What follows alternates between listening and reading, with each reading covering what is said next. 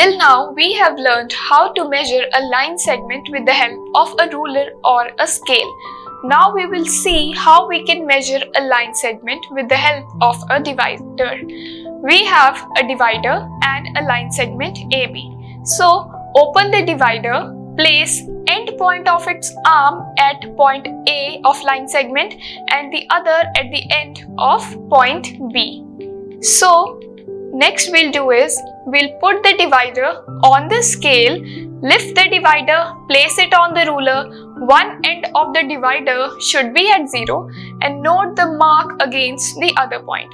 We will see that the line segment AB is equal to 5 centimeters, and it is always better to use a divider for accurate measurement of the length of the line segment, because when we use a ruler, we may have eye positioning problem due to which the length may be differ.